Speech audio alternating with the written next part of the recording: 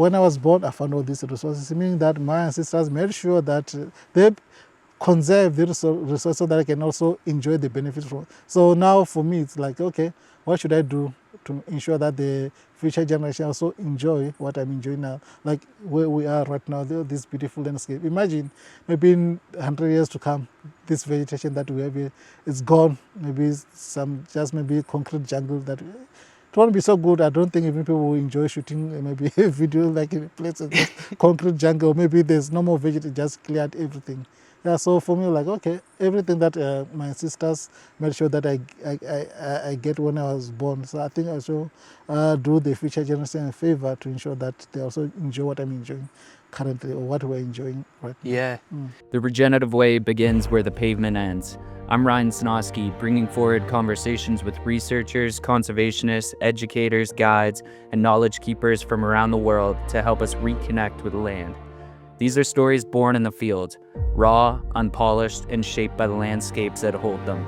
Together we explore what it means to come back into relationship with land, with food, with wild places that shape who we are.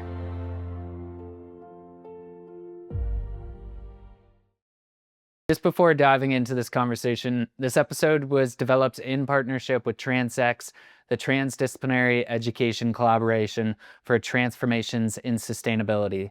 And the conversation that you're about to hear is with Lutendo Mugwedi, the chair of the Vhembe Biosphere Reserve and a professor at the University of Venda.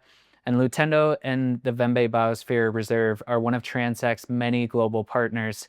And we recorded this episode in a core area in the Vhembe Biosphere, a place called Medike Nature Reserve, a region, rich with cultural heritage, biodiversity, but also being affected by complex social and environmental challenges.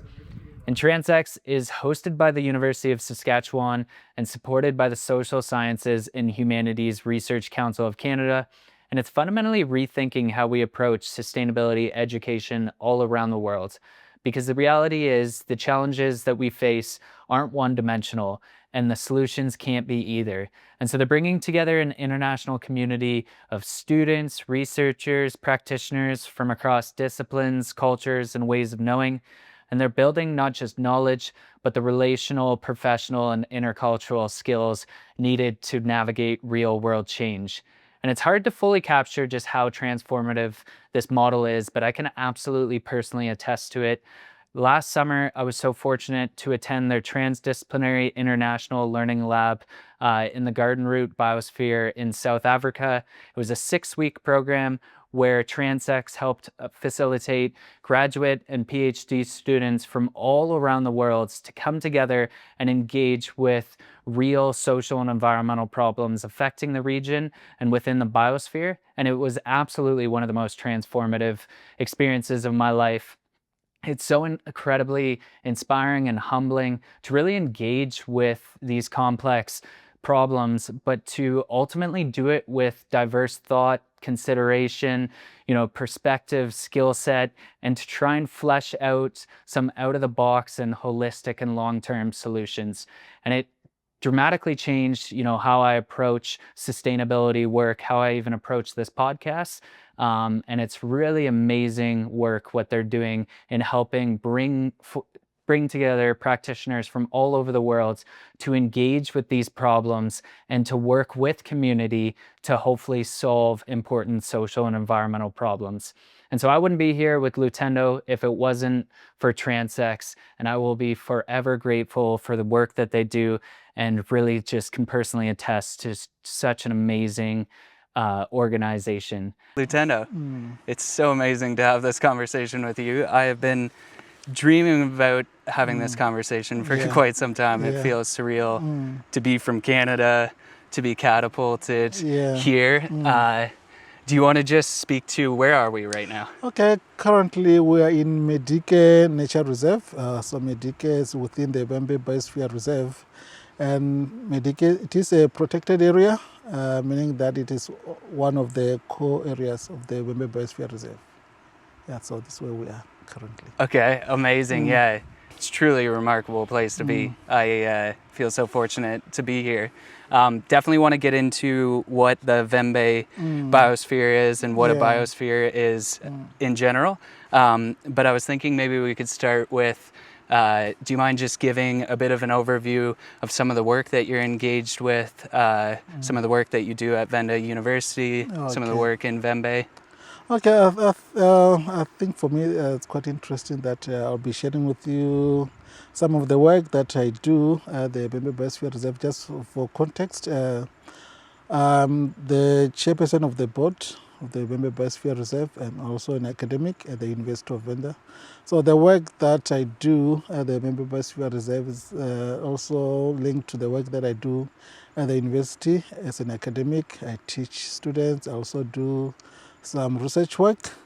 So let me just tell you maybe about some of the work that I do at the Vhembe Biosphere Reserve, and also try to show you how that work is linked to teaching and also research at the university. So at the Vhembe Biosphere Reserve, as a chairperson of the board, I also do get my hands dirty, meaning that I also do some work on the ground. For example, in the Vhembe Biosphere Reserve, we have this project called the Makuleke Rangeland Management or Rangeland Restoration, depending on how you want to call it. But for us, how we name our projects in the Vhembe Biosphere Reserve, so we try to make sure that even local communities, they do understand what the project is all about. That is why we're not so much fixated on the name of the project, but if you can understand that if we're talking about the rangeland management, this is what we're trying to do. So with the rangeland management, we're trying to make sure that the community members are involved in the management of their rangelands, because in our context, we do acknowledge that our rangelands play a huge role in terms of sustaining the livelihoods of our local communities. So with this one, in Makuleke village, most of the community members do have livestock, and the livestock we'll be talking about goats, we'll be talking about cattle. So they graze in those rangelands, and what I've seen over time is that the rangelands are being overgrazed, and in some cases there's bush encroachment. And when we're talking about bush encroachment, we're talking about the native woody species whose abundance is kind of increasing as a result of over-harvesting for firewood. And as you are having an increase in woody cover, then you tend to lose most of the palatable grasses, meaning that the livestock do suffer, especially during the dry season, because there won't be enough fodder for the livestock. So now, with this project that we're doing with the Vhembe Biosphere Reserve, like how can we now make sure that we manage our rangelands so that they'll be able to produce enough fodder for the livestock? So in this project, we're working with the livestock farmers in Makuleke rangeland, and we're also involving the traditional leadership, because we cannot just go and do any project without involving the traditional leadership and everyone within the community. So what is the approach that we have taken in this project? So what we've decided, we have adopted the Heading for Health model. The Heading for Health model has been implemented in so many countries. Can speak of Botswana, can speak of Namibia, can speak of Mozambique, can speak of Kenya. So with this model is that you need to look after your rangelands. Your rangelands should be in good health. Like I talked about, what we have is the savanna biome. And when I talk about the range should be in good health, it means overgrazing is one of the major drivers of environmental degradation. Firewood harvesting also one of the drivers of environmental degradation. So with the Heading for Health, we need to make sure that the farmers, livestock farmers, come together, and when they come together, we have an agreement with them. So they kind of sign off a conservation agreement that we're going to pool all the livestock so that the livestock can be headed at the same time, same place. So it means in the rangeland, we're going to demarcate that rangeland to have grazing camps. So with the grazing camps, of course, the stocking rates will be determined by the amount of fodder that is available to livestock at that given period of time. So by doing so, it means as the animals are grazing in each camp, they will also be fertilizing the grazing camp with the dung, so that's also boost the soil fertility. Then it means that most of the palatable grasses also be grow in that area. And also, as the animals are grazing, they also ingest some of the seeds, and in the dung there will be seeds that will be able to germinate. So that's the model. But now some of the benefits of the model, of course, the rangelands will be in a good condition, but also for the livestock farmers, what is happening currently is that if you own cattle, the way most people sell their cattle is like when there's a funeral, maybe there's a wedding or any other event that you need to feed people. But the amount of price that the farmers fetch for their cattle is quite low. But now with the model, we're also going to make sure that we will bring in auction. With auction, that depending on the quality of your livestock, you might be able to fetch a very good price compared to the price that you can get when you're selling to maybe a person in the community who has got a wedding. So we're trying to make sure that when you restore your rangelands, they keep in good condition. The livestock also be in a very good condition, because there will be enough fodder for them, and also the farmers benefit from all these good prices that they're going to get. Then in terms of the university, I also do have students that I'm co-supervising with Shonipani. So the students are looking into the vegetation condition assessment, because before you demarcate all those grazing camps, you need to understand the type of grasses that are growing there. Are they palatable? Are they non-palatable? If you do have a lot of non-palatable grass, how do you manage that land? And what can you do to bring maybe some of the palatable grasses? Do you have to, sometimes you might have to introduce palatable grasses, could be seeding that rangelands. Some of the interventions could be maybe fire. You have to burn some of these rangelands so that some of the palatable grass species can come back. Also, removal of the bush encroachers. Those will be the woody plants. So these are some of the kind of research that our students are involved in. So they do this research, and then at the end we'll be able to come up with some of the management interventions to ensure that our rangelands are in a good condition. So that's one of the projects. Yeah. Okay. Yeah. Thank you so much for sharing the combination of the two. So it really seems like you're leveraging research, academia to support communities on the ground, but also incorporating community voice and stakeholders. Just to take a step back, because a lot of people don't know what a biosphere actually is. And so it seems like you've already touched on a big portion of what the role of a biosphere can be, and bringing multiple perspectives and voices to the table to support ecological and social change. Do you mind just laying out what is the Vhembe Biosphere, and what is the role that it plays in such a significant expansiveness of land? Oh, thank you so much. So I just want to put this kind of in a very simplified language. When you're talking about the biosphere, Biosphere Reserve, so we are the Vhembe Biosphere Reserve. So one can ask, what is a Biosphere Reserve? Because when you, this word reserve, most people in most countries across the globe, when they hear the word reserve, they think of this fenced off area that there should be a gate, and they think about you have wildlife or game in that reserve. But with the Biosphere Reserve concept, this is a concept that was coined by UNESCO. So with the UNESCO, we're talking about the United Nations Educational, Scientific and Cultural Organization, as under the Men in the Biosphere Program.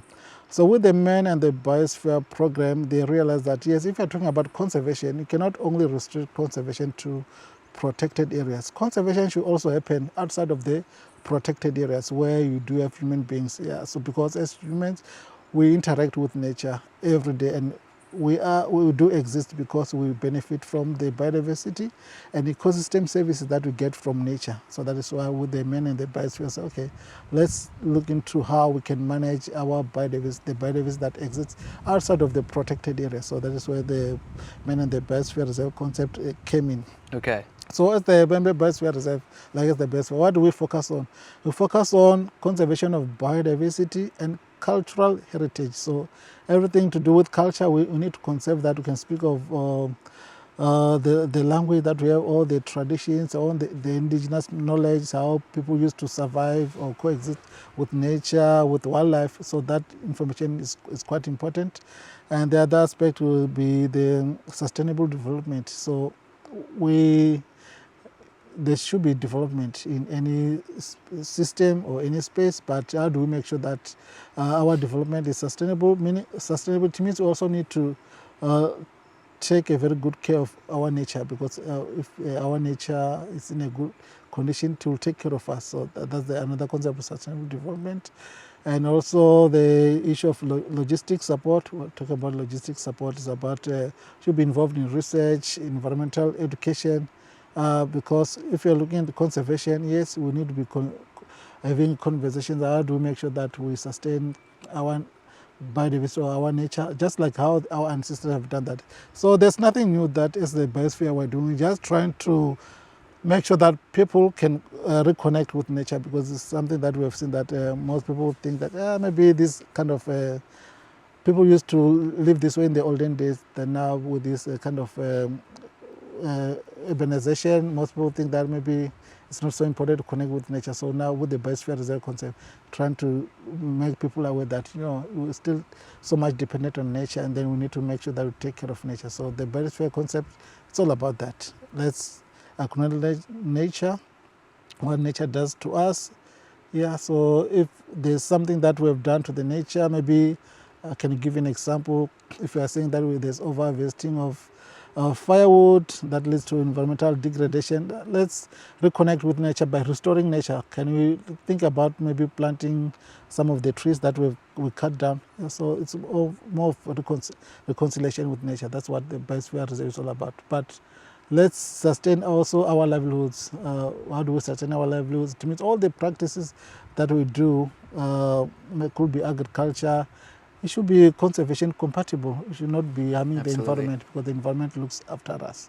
Yeah, so that's what Biosphere Reserve is all about. Okay. Yeah. And can you speak to, because from my understanding, Vhembe Biosphere Reserve encapsulates 1.5 million people. I believe there's 3 national parks. There's a trans-boundary element to it. Can you just speak to some of the complexity around a biosphere? And when you talk about, you know, incorporating sustainable development or working with cultural heritage consideration, like how does that play out? How does that manifest? Okay, so just like you said, so we do have 2 national parks, the Kruger National Park, and with the Kruger National Park, it is within the Trans-Frontier Conservation Area.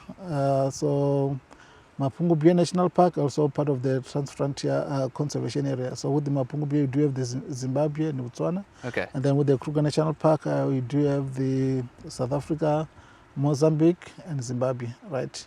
And then in the biosphere, so this way you do have 1.5 million people.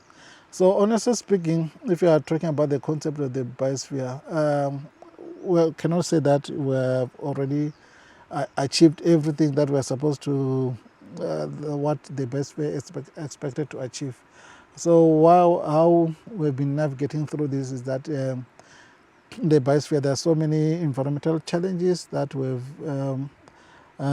realized, and then when you engage with the local communities, they will tell you that yes, indeed, these are the challenges that we have. Like if you're talking about the human-wildlife conflict, because when you do have these kind of national parks, there's wildlife, and then some of the wildlife, for example, elephants, will come out of the Kruger National Park, and they cause conflicts in the community. Like they can come out and raid a whole field full of crops. Of course, as a farmer, I won't be so happy with the elephants that are raiding my crops, because they are interfering with my livelihood.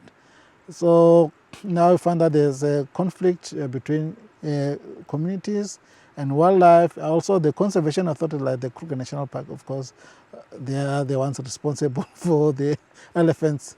But now it becomes kind of complex in our biosphere reserve, because now when the damage-causing animals come out of the Kruger National Park, it becomes the responsibility of the provincial government, known as the Limpopo Economic Development, Environment and Tourism. So the communities should report that maybe there's an elephant that is roaming here. So the provincial government should now act. So what is that they have to do? Based on the legislation, they need to find ways to maybe drive that elephant back into the Kruger National Park. In some cases, if that is kind of difficult, they have to put down that elephant. And then the communities are going to take the meat. So these are some of the complex issues that we are dealing with, but with us as the biosphere, we're trying to minimize that kind of a conflict by engaging with local communities, the conservation authorities, like what is that we can do to make sure that our people are safe, the wildlife is safe, the assets are safe. Assets we'll be talking about, maybe crops, they're safe. Yeah, so these are some of the issues that we are dealing with. Yeah, let's unpack that a little bit, because I think this issue encapsulates quite a bit, because there's many different stakeholders, there's many perspectives. So say there's elephants that have come out of Kruger and there's communities that are affected by that. How do you navigate having those conversations with community members and kind of approaching a problem like that? Yeah, so I think your question is quite important, because most of the time when there's a challenge, could be any community, people will be saying that we need to sit down and have a conversation with different stakeholders. Yeah, conversation could be a conversation, but in that conversation, people can suggest some of the interventions that should be implemented. And if you do not implement any of those interventions, those conventions become useless. So due to that kind of a learning, so we have realized that if we want to solve the human-wildlife conflict in a community, maybe for example, we do have a community like Venda University, just outside of the Pafuri gate of the Kruger National Park. So you need to go into the community. So guys, we know that you have got this conflict with elephants, but with us, we are going to come up with a kind of a project that we are going to implement. It's more of a piloting, because we are not sure if whatever that we are going to pilot is going to work. I'll just give an example. We're so fortunate that we got a funding from the United Nations Small Grant Program, and with that we work with a group of women who are farmers. They do have a cooperative. So in that cooperative, they were growing crops. Then we said, no, I think you can be involved in the growing of chilies, because with the chilies you'll be able to sell that to some of the fresh produce markets in Pretoria, Johannesburg, but we're going to use some of that chili to make chili bombs. Chili bombs are quite good because they act as deterrents for the elephants. So basically, some of the... Sorry, did you say chili bomb? Yeah. A chili bomb. Yeah, a chili bomb, yeah. Okay. Yeah. So, but with us, we said, okay, we're going to use a simple technology that has been effective in countries like Kenya. So you mix you have the chili, you dry it, you grind the chili, then you mix it with the old engine oil, right? So with the old engine oil, you dip an old cloth, you put it along the fence. It could be a fence of the Kruger National Park or along the fence of your farm. So when the elephants come, when they smell that mixture of chili with old engine oil, they don't like it, so they won't go to your farm. So these are some kind of sustainable interventions that is okay. If you're working with the community, you need to go there and introduce a project. You cannot just say, let's have a conversation and it ends there. So it means, okay, let's pilot this. But with us, it's unfortunate that when we implemented that project, chili farming, so we had to buy solar panels, more water pump, and also drill a borehole. But now we had a challenge with theft, because now some people were stealing the solar panels. So the women managed to grow chilies, and they were starting to sell before we mix the chili with old engine oil. So people went to the farm and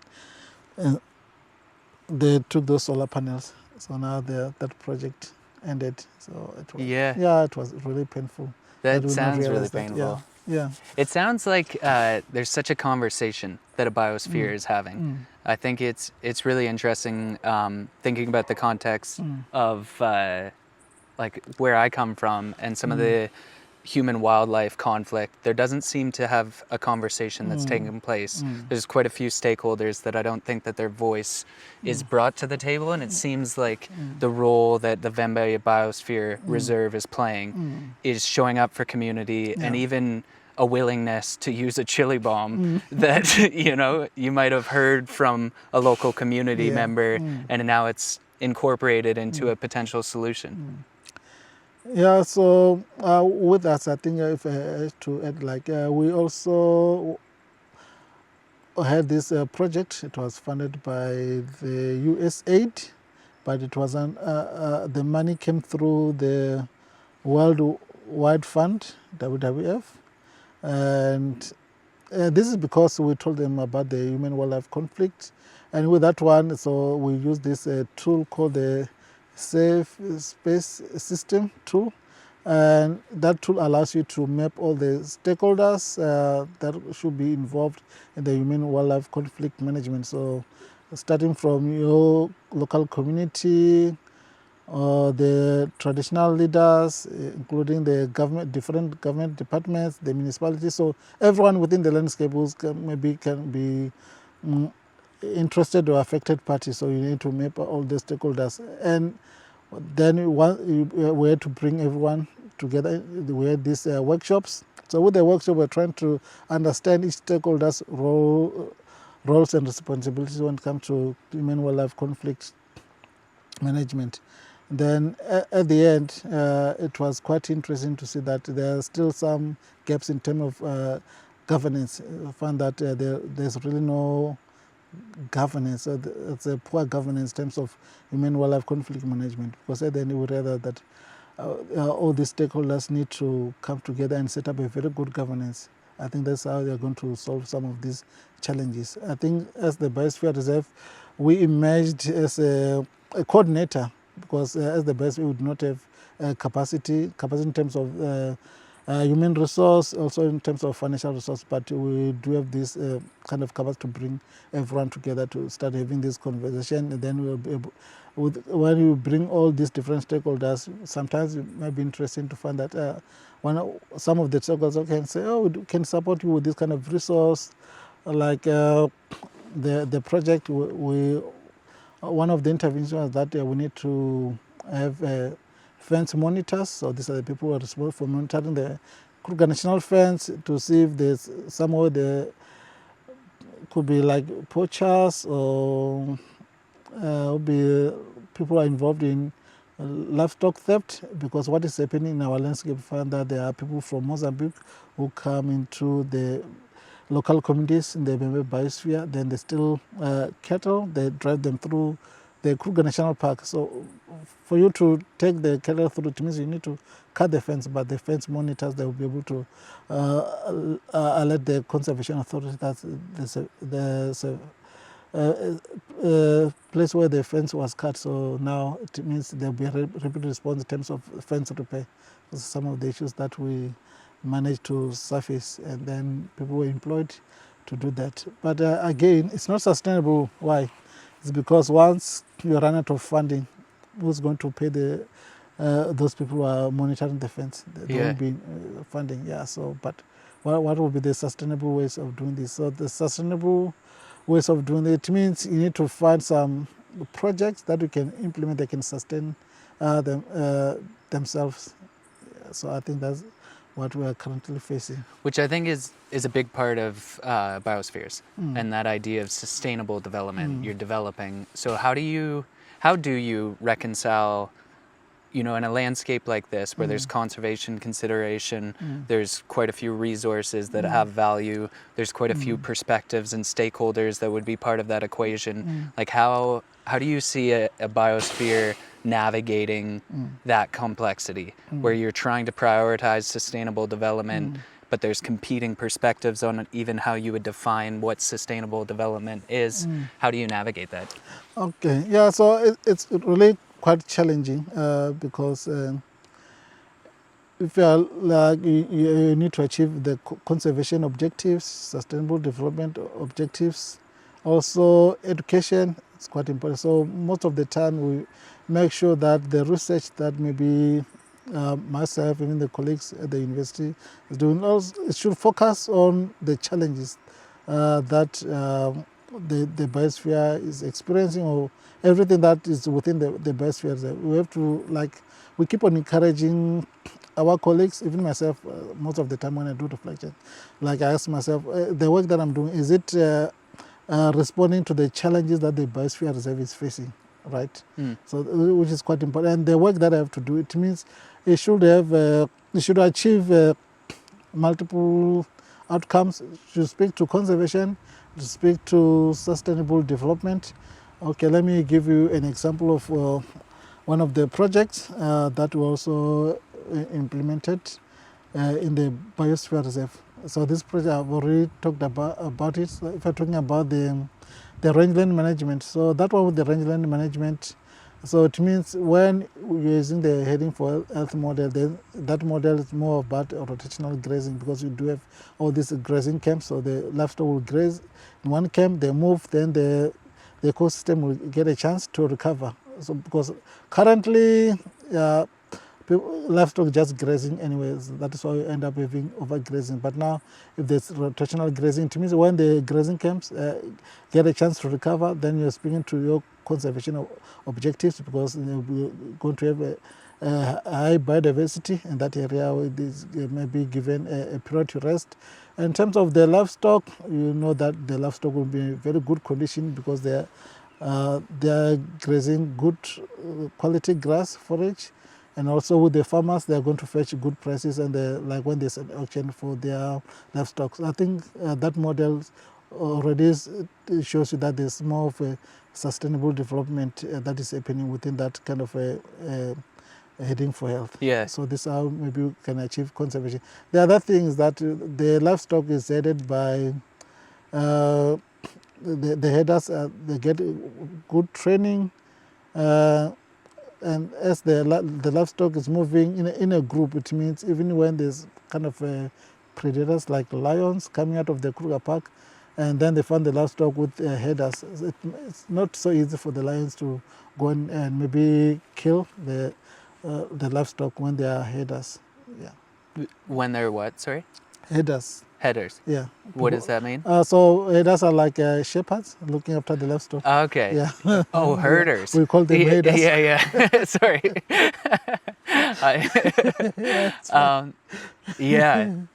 That's, there's an overarching, even connected to the conversation we were having yesterday, around an overarching theme around socio-ecological systems. And the social piece is, it seems like such a priority for the work that you do, the role that a biosphere plays. Do you want to speak to that a little bit? Like, what does socio-ecological systems mean to you? Okay, so for me, the socio-ecological system is, of course, as human beings, they are within an ecological system. Ecological system, we'll be talking about the biotic, abiotic, all the components, right? So you do have your plants, you do have your animals. They're all interacting. That is a socio-ecological system. As human beings, we are benefiting from the ecosystem services. They're coming from what? Nature. So all these interactions, sometimes they can yield positive or negative impacts on the environment. So, but for us within this socio-ecological system, we need to find ways that whatever interaction that we are happening, so they do not yield negative impacts on the environment. So that's how I interpret this socio-ecological system. So it's an interaction with the ecological system, but it's still humans actually having a role in it. Yeah. It's not separating humans from the system. You cannot separate humans from the ecological system, because humans are already embedded there, because they benefit from all these, could be biodiversity that we're talking about, ecosystem services. You cannot have most ecosystem services without the biodiversity. Yeah, so you cannot tease these two apart. Yeah. When do you feel like you had that paradigm shift? Because I think for a lot of environmentalists or ecologists, it seems like the environment takes a priority, and then there's this natural shift that takes place and the social side comes to the forefront, and seeing that humans need to have a role and interact with these systems. Like, when do you feel like that shift for you Okay, I occurred? think for me, when I was studying, when I was still a youngster, not that I'm that old now, I'm still a youngster. Yeah, I was gonna say. Yeah, so I told myself that, I just want to do research on ecology, plant ecology. I don't want to work with human beings because sometimes human beings, they can be troublesome. Wasn't I mistaken? Why? Because you cannot talk about, I just want to focus on plants, but all these plants, everything, there's this continuous interaction with human beings. So that's why I realized that, no, if I say that I'm going to focus on plants only, but if we're talking about overvesting of firewood, human component affecting what? Plants that I'm interested in. So I also need to understand the human, could be human behavior, or because they also need to benefit from them. How can we make everything sustainable? Like, if you need firewood, I know that when I was growing up, we've been using firewood for cooking, eating, all this stuff that you can do with firewood, right? But for me, I was like, okay, I think I was mistaken saying that I just want to work on plants. But I also need to look into how do now humans interact with plants. Because if you're talking about maybe medicine, most of the pharmaceutical products are coming from plants. To me, we need to grow plants, we need to harvest plants. So for me, okay, now, so what is that you have to do to make sure that we sustain all these resources that we have? Because for me, I think another conviction for me was that, okay, when I was born, I found all these resources, meaning that my ancestors made sure that they conserve the resources so that I can also enjoy the benefits from. So now for me, it's like, okay, what should I do to ensure that the future generation also enjoy what I'm enjoying now? Like where we are right now, this beautiful landscape. Imagine maybe in 100 years to come, this vegetation that we have here is gone. Maybe maybe concrete jungle that it won't be so good. I don't think even people will enjoy shooting maybe a video like in a place of concrete jungle. Maybe there's no more vegetation, just cleared everything. Yeah, so for me, okay, everything that my sisters made sure that I get when I was born. So I think I should do the future generation a favor to ensure that they also enjoy what I'm enjoying currently, or what we're enjoying right now. Yeah, this is a tough question. But I think it really connects to what you were just talking about, and even where we're staying and looking at some of those paintings that are on the rock and thinking about this human interaction on this landscape and how far back it goes. And even what you're saying around your teachers or your sisters teaching you this relationship of conservation and stewardship. How do you see society getting back to a position of stewardship, considering the interaction that we have with the natural worlds, considering that we depend upon it, that future generations should have it, but it seems like there's a lack of foresight that exists in society around the world? Okay, thanks so much for this interesting question. I think for us, if I can remember even myself, the kind of the system that we have, I'm going to speak about the two systems. So most times people will say, okay, we do have the science, of which most people just say is the Western knowledge, and then we do have the indigenous knowledge system, right? So now the things that people have been living for so many years, I'm not sure how many years, could be millions of years, right? So what kind of knowledge were they using? Indigenous knowledge, right? Some would say it's called a local knowledge or traditional knowledge. People have been surviving. And I'm here today because my ancestors had that kind of knowledge. So now what happens is that now the Western science came into the system. Then most of the time, I also remember when I was growing up, if you're a traditional healer, you'll be called a witch doctor, right? And we know what the word witch means. So someone who does bad things to people, right? Witch doctor. Imagine, you're just a traditional healer, helping people using what? All these plants that we're seeing to treat all these sicknesses, everything, right? But you're now called a witch doctor. Why? Why? So I think most people now, when the science, the Western science came into the system. Kind of, okay, so guys, stay away from the indigenous knowledge. It's bad because there's witchcraft involved in it. Really? No, I do not think so. And I'm saying this because now we can talk, maybe if I can just give an example of the food system. So with the Western side, the introduction of what? Synthetic fertilizers, the pesticides. So all these that are like very bad for the environment. So now what is happening now? So now, oh, pesticides are bad, fertilizers are bad. So we need to farm what? Organic farming. But this is something that our ancestors have been doing because they didn't have fertilizer, they didn't have pesticides. So now it's all about going back to how people used to live back in the day. So I think for me, is what is quite interesting is that there's nothing new that we're doing here. So what we're trying to is that, like, guys, let's have this conversation. So let's now reflect on how our ancestors were living back then, because everything that they were doing, I think it was quite sustainable. Yeah, so I think this is what I can put. Yeah.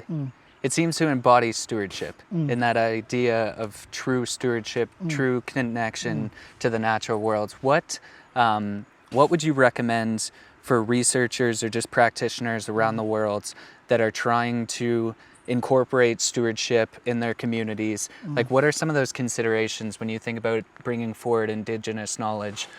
What would you recommend to some of those practitioners and researchers? Okay, so I think for me, like if we're talking about here in South Africa, here most people talking about biodiversity stewardship. Of course, you'll be working with different landowners. In some cases, it will be private landowners, even local communities. They will be targeting areas with high biodiversity. Right, but what is quite important for a practitioner, could be a researcher, could be an academic, really, like if you want to go for biodiversity stewardship, it means you need to understand the local context. Is quite important. How do you understand the local context? It means you need to engage with the people in that community, could be a village, like any space. There are people who are residing in that area. They do have this wealth of knowledge about their system. Could be about biodiversity, could be about ecosystems, could be about climate, everything. You find that, no, those people have existed there because they've got this knowledge. And again, so it's all about having these conversations. Also, of course, we do acknowledge that some of the indigenous knowledge that have been used, maybe some of it might not be relevant now because of the changing climate. But as we're having this conversation, I think the issue of transdisciplinarity comes into place, because now as we are learning from each other, so we can now start co-developing new knowledge that we can use to make sure that we manage our systems. Yeah, that's what I think that I can say. What does transdisciplinary work mean to you? So transdisciplinary work, for me, it means that it's all about valuing what we bring to the table. Right? If I'm coming here as a researcher or any person, so I should be open to learn from you, and you should also be open and also willing to learn from me. So with that kind of conversation, working together, then we move to learn from each other. So if we are solving a problem, we do that together. So it's not kind of a tokenism where most of the time people, they want to say, okay, we've been working with local communities, but you find that just the community they bring is as a token. But what the communities bring on the table, so it should also be factored into the decision making. So like at the end of the day, if we co-develop maybe some of the solutions, everybody should feel that, okay, I really contributed to that. Yeah, it doesn't have to be kind of a top-down approach. It should be a bottom-up, that everyone gets involved. At the end, even in terms of the adoption, implementation, it's much easier, because I feel that as a community member, I feel that I've really contributed to this, and to make sure that we implement this, I see this being successful. So that's what transdisciplinarity means to me. Yeah, I love that. It seems so holistic. It seems very intuitive. It seems respectful. It seems like there's an open dialogue, an open conversation. I do want to step back, because I think the work that you do is incredible. Your perspective on the work is really powerful. I think it's very holistic, like I just said, but it's also like an out of the box way of viewing some of these systems. Growing up, what did your childhood look like? How did you get inspired to care about the natural system and the natural world, and then ultimately do the work that you're doing now? Okay, for me, this is quite interesting because where I was born is kind of a village with the beautiful mountains, just like the ones that we have in our background. So when I was young, with my cousins, also friends, I think it's because of the kind of geographical location where I was born. So the vegetation just look exactly like what we have here. So we used to go to the mountain, or be foraging, looking for fruits also, just enjoying the hiking. For me, it was, I didn't know that it's called hiking, right? Yeah, because something that when I was growing, I used to do, I just love nature. Also, the thing about eating the fruits in the wild, so I think it was just fascinating for me. So I just nature-loving person growing up because of where I was born. So even when I was growing up, was with my kind of undergrad degree, I focused on agriculture, but when I was doing my honors, that was like, oh wow, agriculture is good. I do have a very good understanding of agriculture. But now with agriculture, I need to bring in the ecological component. I need to know that, okay, as we are doing agriculture, how do we make sure that we also sustain some of the biodiversity? So I think I was sold to biodiversity, and then I was so passionate about conserving biodiversity. Why? Because when I was growing up, like there was not so much of development that was leading to loss of biodiversity because it was so natural. Yeah. So I wanted to make sure that at least how I grew up, we still maintain that. Again, you do not want to starve people because we do acknowledge that the human population is increasing, especially in Africa.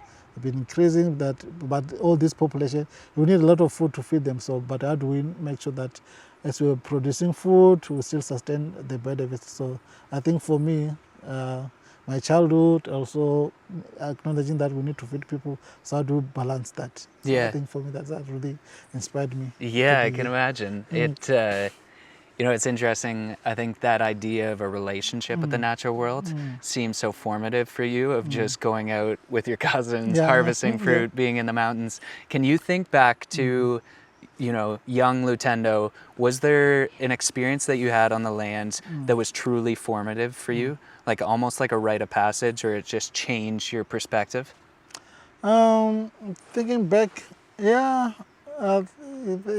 so what really happened is that, so growing up, I told you that I used to go to the mountain or enjoy all these fruits. So after some time, I think that's when I've left the village, studying in the city.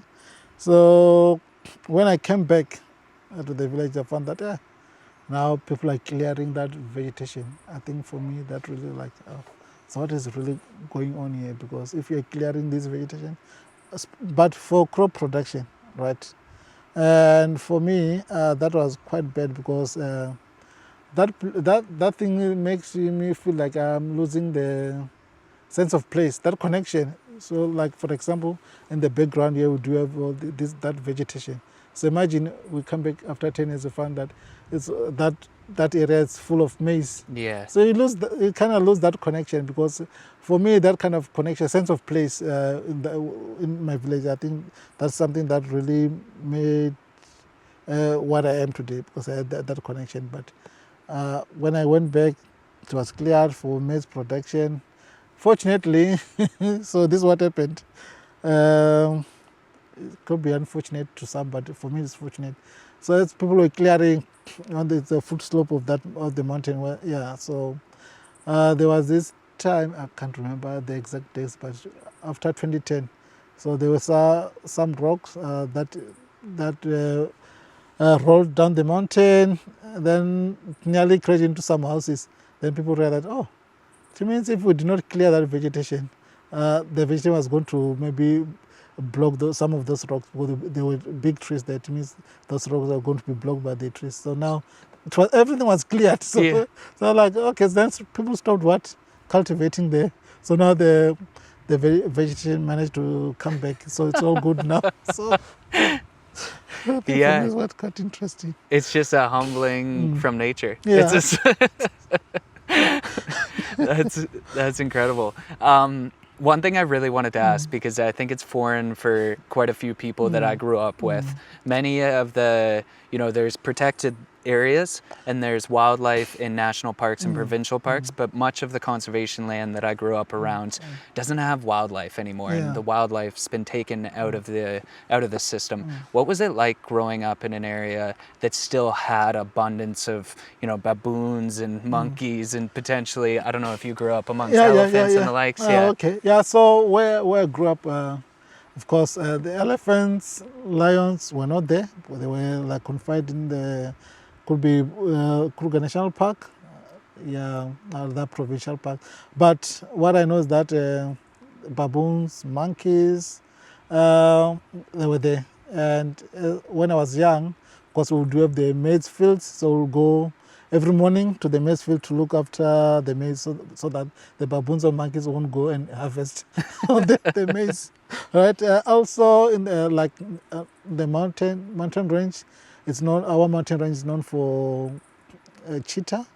Oh, yeah. Yeah, leopards. Yeah. So, like my uncle used to have livestock, cattle. So sometimes he will tell us about an encounter with a cheetah that will kill some of the calves. Right. Yeah. So, but that was something that was happening. Could be far away from a village, like 4 kilometers away on top of the mountain. So, something that I knew when I was young. So, you need to know. So, for us, what they were teaching us that you need to know your territory. So, you need to respect the wildlife. You need to avoid such kind of encounters. We'll know our limits even when we're going to the mountains. Okay, we cannot go beyond this area, so that we also give wildlife its own space to thrive. Yeah, so that the knowledge that was also passed down by my uncle, even my grandmother. They used to tell us some of the stories, like, okay, this is what happened back in the days. Yeah, so I think for us, we grew up knowing that we also need to afford the necessary respect to the wildlife, because they also need this space for them to thrive. Yeah. Yeah. I love that, because it seems like there's a relationship to the point where your grandmother and your uncles have foresight to say you can have a relationship in the forest, but respect this area and don't necessarily, go potentially at dusk or dawn or whatever it is. How do you feel like risk was perceived growing up? When I feel like a lot of people now are afraid of the natural world. They're so reluctant to go into areas that have leopards or cheetahs. Yeah. So for me, I think that's kind of ridiculous. Why? Because I'm more afraid of walking in the maybe city, like for example Johannesburg, because I can be mugged, I can get shot. But in the world, how many incidents have you had? Like maybe somebody was attacked by a leopard or a cheetah. Once in a while, maybe after so many years, like yesterday we were asking one of the reserve personnel, like, okay, since we know that where we are, so this the leopard territory, they roam here freely. Yeah, even where you are, there's no fence, so a leopard can just come anytime from there, right? But the gentleman told us that he only spotted leopards twice in 11 years. So, so I think sometimes we're just afraid of the unknown. Yeah, sometimes you can go out, we are lucky, you can spot all these animals, but I think let's just make sure that we go out to explore this natural environment. It's so amazing. I think once you go out there, I think even your perspective will change, because where most of the risks are is where you do have a lot of people, but out here in the world, there's nothing. I think it's so well said. I think that one of the pieces that I think is missing with a lot of people is not having a relationship with the natural world and concocting these ideas and forgetting, like the paintings that are on the rock that we're staying with, that humans have coexisted with these animals and the natural world for millennia. And so this idea or notion that you need to fear it all the time and not go out in the forest because there's a cheetah or a leopard is taking away that relationship, and there's such a consequence and such a ripple, it seems. Yeah. So just to touch on what you're talking about, the issue of the sun, some say there's the koi paintings. So for me, it's quite fascinating because of course those paintings will show human beings with animals. They draw a lot of animals to show that I think these people were living in harmony with animals. So I think it was quite lovely. And for me, just I was looking at those paintings like, okay, so it means some could be hundreds or thousands of years ago, some people were here where we are right now. I think it's just like, wow, this is so amazing. So it shows that most of the time we're just afraid of the unknown. So I think we should coexist with some of this wildlife. Even now, we're not sure. There might be some kind of wildlife like leopards here, because just behind us. Yeah, behind us. We're not sure, but they do respect. Remember, I was telling you that last week when Makuleke doing a vegetation condition assessment, and then we spotted a black mamba, which was like 2 meters away from us. That black mamba was just chilling on top of a shrub, and it's one of the most venomous snakes in South Africa. Yeah, you know. I think in the world. But, yeah, even in the world, yeah, you see. But that black mamba was just chilling. That's all, guys, you're doing your work. At least you're respecting me. I'll respect you. Yeah, that's what happened. Like, most of the animals, they just chill. Will be walking past. Yeah, they won't attack. It's quite rare, yeah. Yeah, I think it would take a lot for me not to be afraid in that moment and know the black mama's just chilling. But I love that sentiment so much. Two final questions. One, what would you like people to be aware of in around the world, around Vhembe Biosphere Reserve, some of the work that you guys are doing? What are some of the stressors or concerns that you feel like you need support and awareness brought to? Okay, yeah, so I think for us, what is quite important, like we are really struggling to balance conservation with poverty.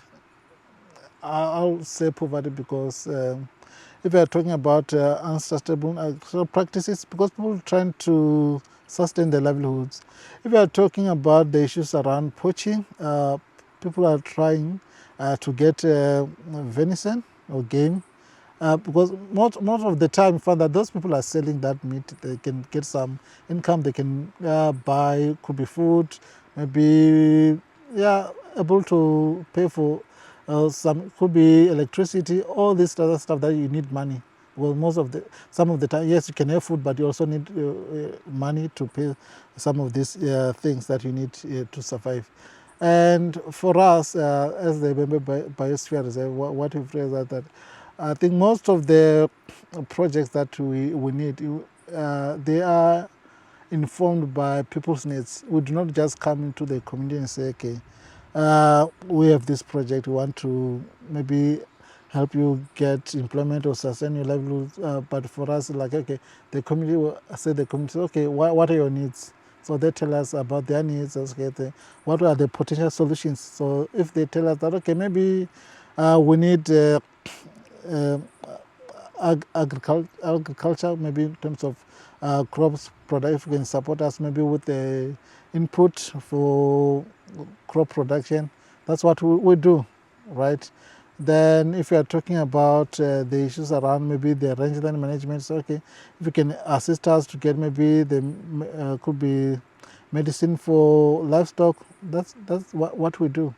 So for us, it will be like it's context specific. We cannot say that maybe if we are talking about overvesting of mpani, so we know that with mpani it's all about generating income. So the people themselves, they tell us, okay, these are our challenges. But for us, if we are talking the issues around poaching, that's one of the big stressors.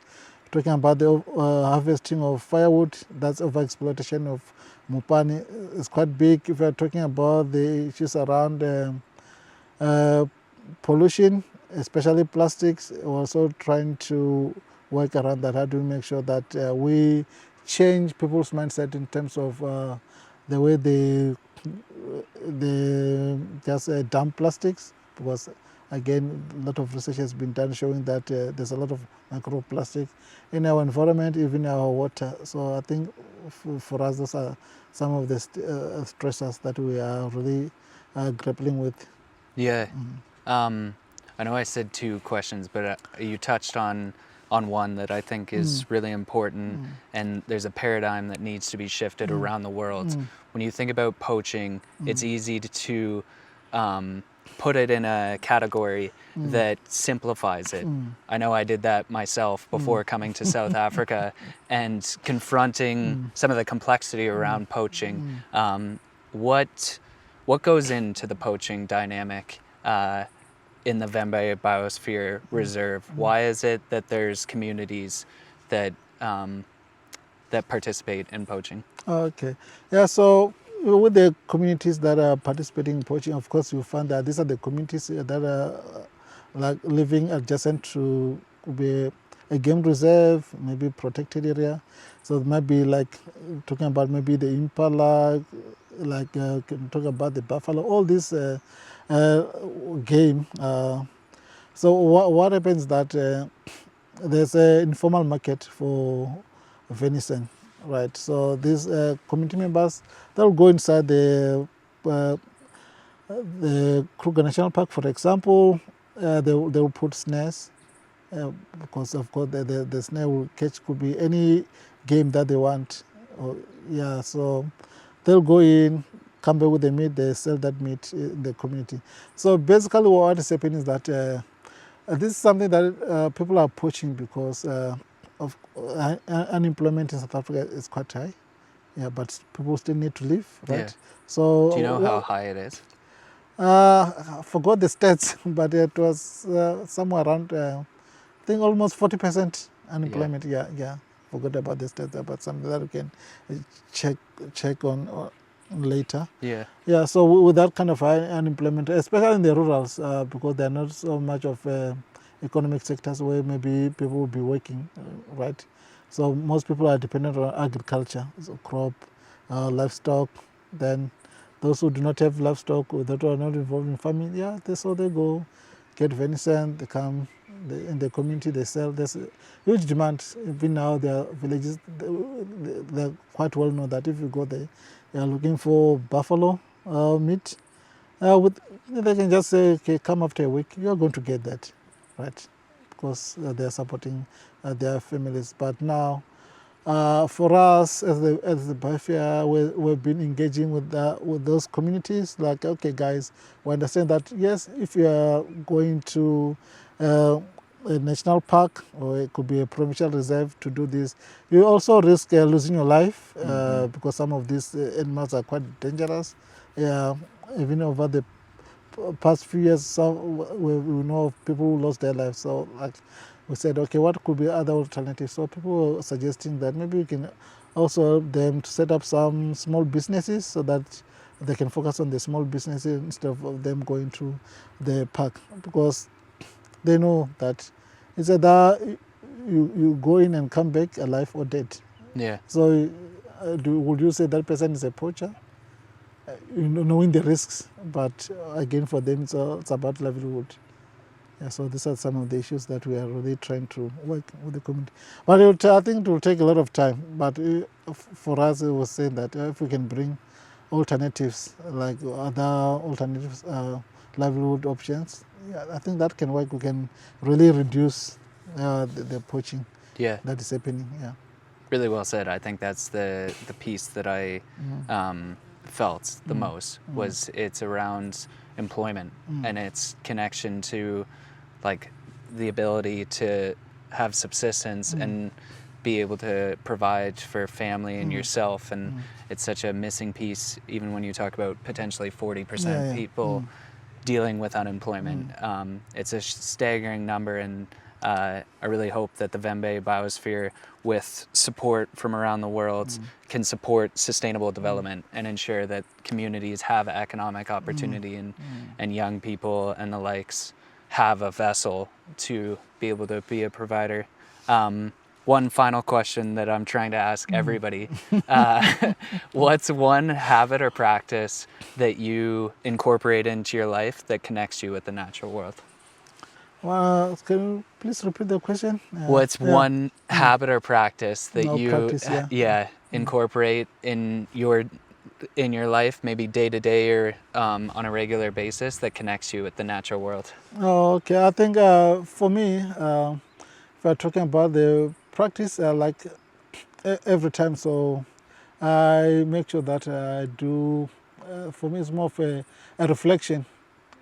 Could be in the morning, could be in the evening, just to appreciate nature, like what nature does to me. Could be in form of the food that I eat, I know it's coming from nature, so I just make sure that every time I reflect, talking about the practice, almost every week I make sure that I go outside and to the, like, where there's peaceful, like a place like this, make sure that I go there, just be alone, reflect, just appreciating what I see in nature, what the nature is doing for me. So I think that's what I do. It's quite simple, it's just a reflection. Okay, we've got these trees, what do I get from trees? We've got all this beautiful, the scenery is so beautiful. I really love that. And if we're talking about the air quality, it's so peaceful, because now I also think about the other areas that the air is so polluted that you won't, most people are getting sick, but where I am, so good, the air quality is good. Yeah, so I really just appreciate everything about nature. So for me, it's about the reflection. Then I think it also drives me to be a better citizen, also to be responsible in everything that I do daily. Yeah, that let's take care of the nature, Mother Nature, and the nature will take care of me. That's since I was young, that's how I've been living. Yeah. Lutendo, that was absolutely beautiful. Thank you so much. There's deep gratitude. I loved every bit about that. Do you feel like we've missed anything?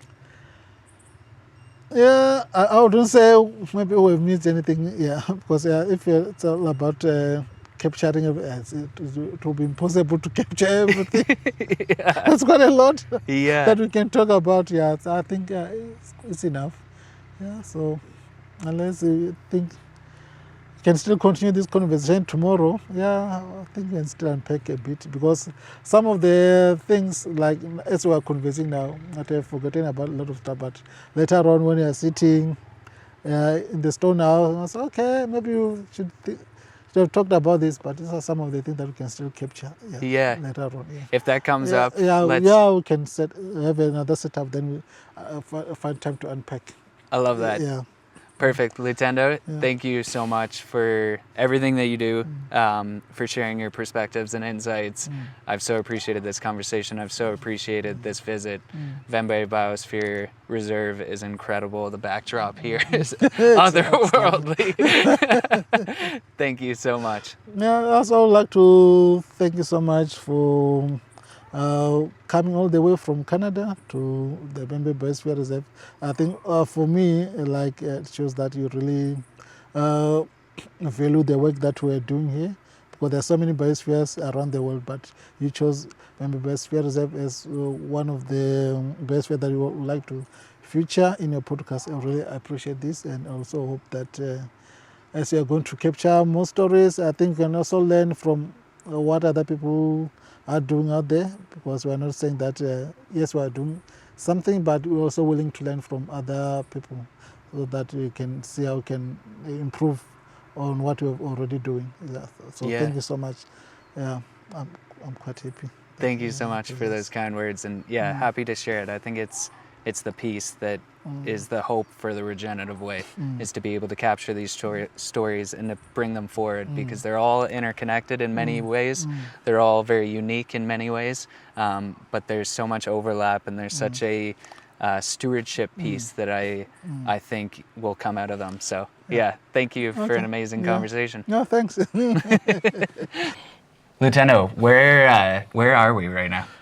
Okay, Ryan, here we are at Medike Nature Reserve, and what you can see here on this rock, we do have some paintings, and I'm not quite sure if these were painted by the koi or the sun. And what you can see is the elephant, and then there are two people hunting elephant. One at the front kind of chasing after the elephant. The other one, the back looks like kind of, hey man, let's leave this elephant. But for me, this is quite fascinating because this shows that, okay, here in this area, these people used to coexist with these wildlife, elephants. It means they were roaming these beautiful landscapes. And it's also some sort of a connection because now I'm trying to think that, okay, it means at some point back in the years, I'm not sure about the number of years, there were people maybe staying here. I'm not sure for how many days. Maybe they were passing on. Maybe this is where they make fire, they sit, and then they connect with nature. So that is why they end there to kind of paint this beautiful thing that we're seeing here, just to maybe communicate with other people who may be coming to this area like us now. So unfortunate that we cannot understand maybe what is it that they were trying to show. But for me, my interpretation is that these people maybe at some point in life they'll be also hunting elephants. Yeah. Really well said. I think for me, it invokes this idea of when you were talking about traditional values, like this is traditional values passed down for millennia, thousands of years of people coexisting with wildlife, coexisting with animals. Can you speak to some of the kind of rites of passages or pieces that really connect people with nature? Okay, so I think I'll just give an example with myself because where I come from, in the village, from your context, might consider me as the ones who like First Nations or local communities or indigenous people. Although, there might be a lot of debate around that, but with us, the rite of passage, when we're young, so we'll go to the mountain. Some will call it the circumcision school.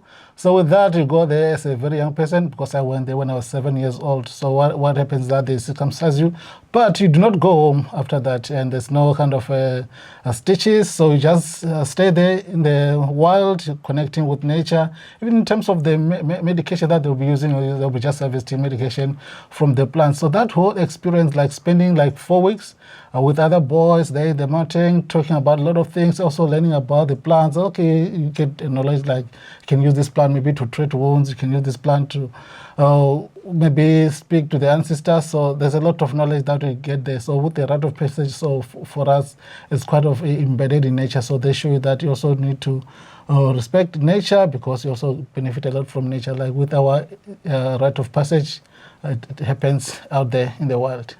And do you feel like when you look at this painting and you see this coexistence, that rite of passage, when you talk about a month out in the mountains, is it a piece that is connected to this for you? Yeah, for me, I think something that is connected to this. It's so unfortunate that with us, where we used to draw, but we'll be drawing on the ground, or maybe we'll just take some of kind of rocks that kind of look like clay, then we'll just draw something on some maybe small stones or small rocks.